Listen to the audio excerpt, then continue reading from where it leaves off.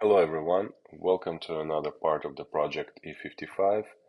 In this series I'll be taking the surge tanks, the supercharger, the fuel rail, and the headers and a few accessories around the engine like the oil filter housing and some of the coolant lines. Please enjoy, let me know what you think, and let's go.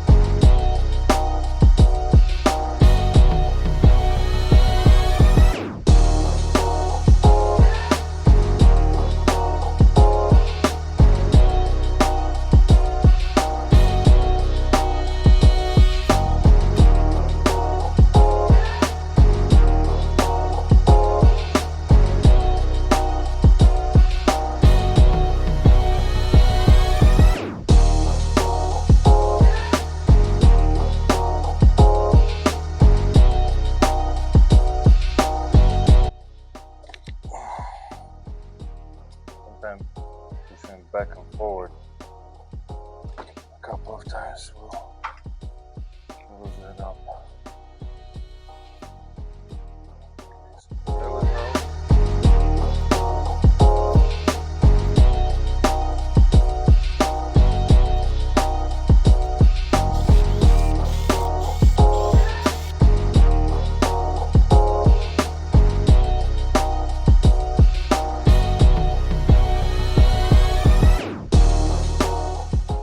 Now, what's left is to drain the water from the coolant system.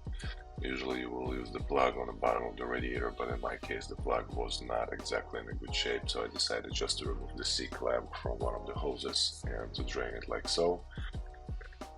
And after that, of course, we're gonna remove the two lines that go to the intercooler and the rest of the plugs, like for the supercharger clutch, the electric plug, and then for the bypass throttle there's another plug under the supercharger. Usually they get hidden under there. So for water drainage, sometimes that C-clamp might be a little bit tricky and stuck, so you just need to work it out slowly, then wiggle that hose, and it will be loose and the water will come out.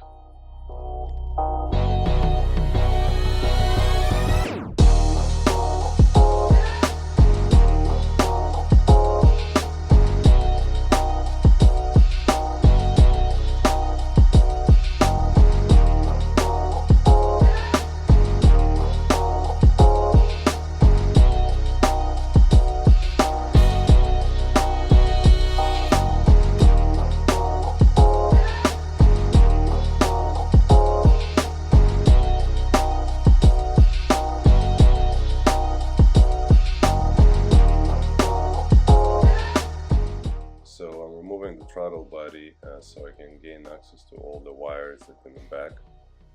The wires including the intake temperature sensor and the throttle body harnesses, and the secondary throttle body as well. The reason they just all so tied together in between those little in between the intake hoses, so it's easier to take them out when you have more room.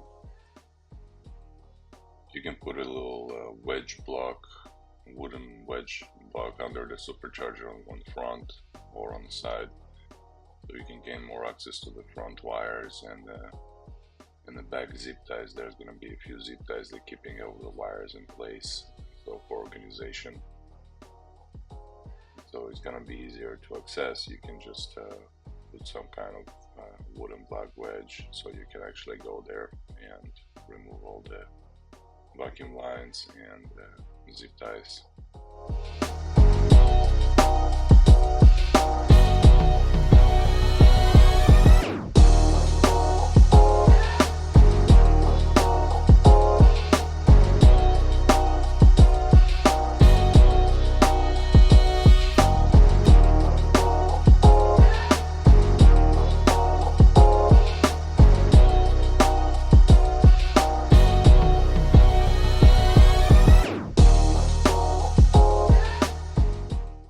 So that's pretty much how you take the supercharger out.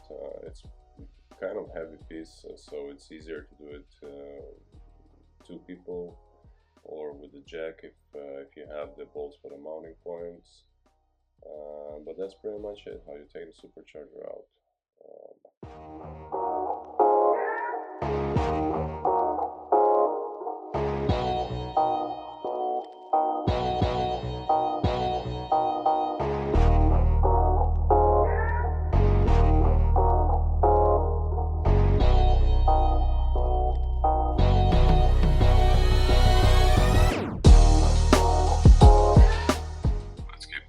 The front of the engine, the oil filter housing, oil lines, thermostat, and etc., all the pulleys. So it's just gonna be easier for me to work on the engine when it's on the bench.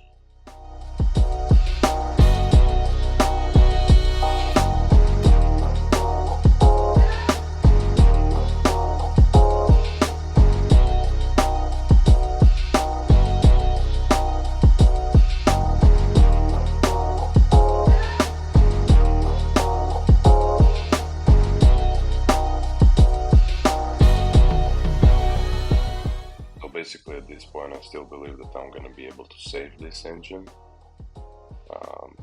and if not, I try to get the parts that possibly to reuse or resell or salvage for next engine, and that's why I'm still trying to take everything apart while it's on the car, just digging through and finding a actual cause and hopefully fixing that engine that's existing in the car. So let's see what's gonna happen.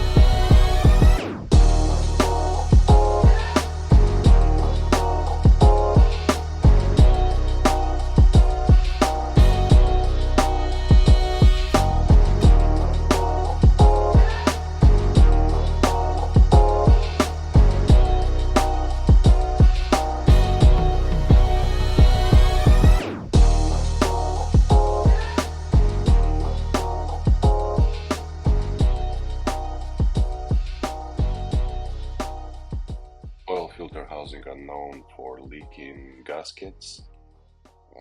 It's very easy to replace and not so expensive at all as well, but it will save you from bad oil leaks that creating a lot of dirt and debris on the engine, which is with the time gonna ruin your tensional pulley, your power steering pump, and of course the AC compressor that's under it as well. So all that sand with the continuing leak draining into those components and basically destroying them. Very inexpensive job to do and very DIY friendly to do at home yourself. Of course, if you want to put a pressure gauge, that's gonna be as well into the oil filter housing.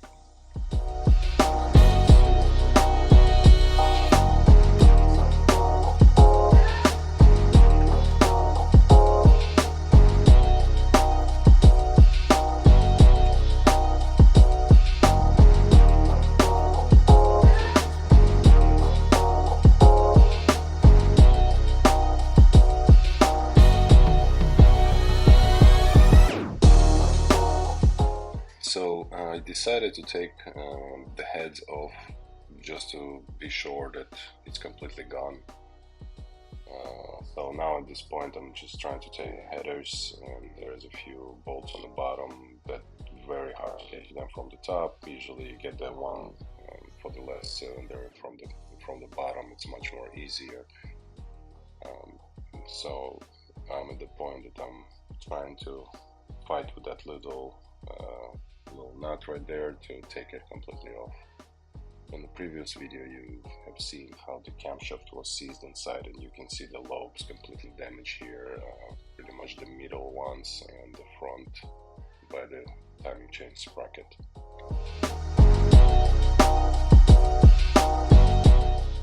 So the headers are off on the passenger side, and now I'm taking the valve assembly on the driver's side.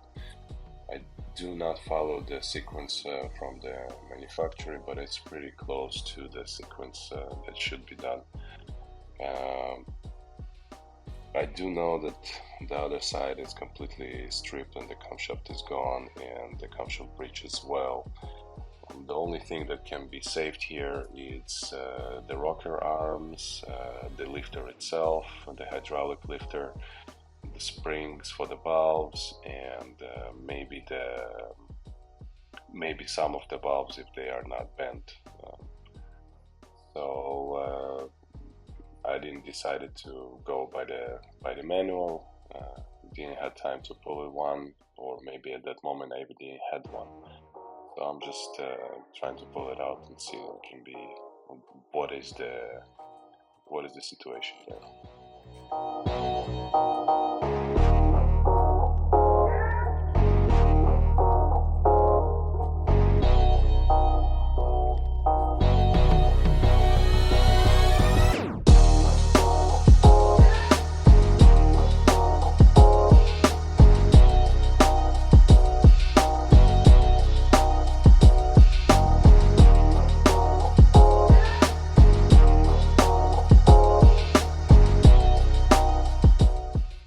So what do we have here? So the front of the camshaft is damaged. So the lobes on the head and on the camshaft bridge are gone. So at this point that camshaft, that head and the bridge are not reusable. Maybe just the lifter rockers, the lifter itself, the hydraulic lifter, maybe some of the springs and the sprocket. Anything else in here, possibly some of the valves can be saved. Everything else is pretty much done.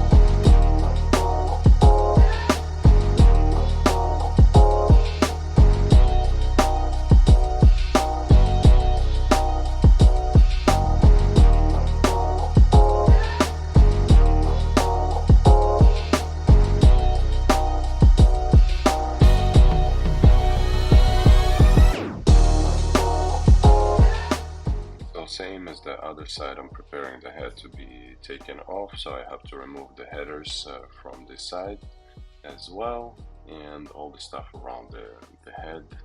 So that's what I'm doing right now, removing the headers from the head.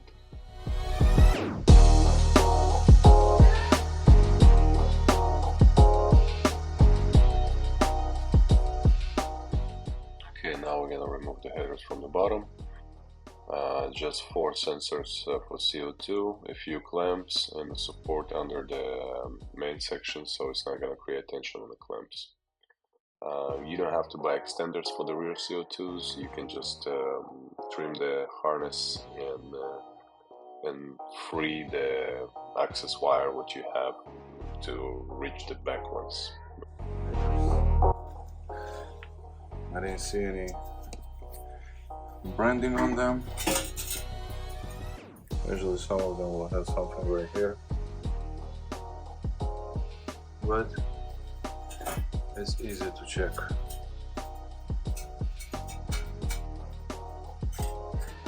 It's easy to check. And put a couple of papers here, blow air through one, and see if the other one's actually sucking it or blowing it out, and then we can know if those are any good at all. Alright, let's continue to the second bank. Thank you everyone for watching.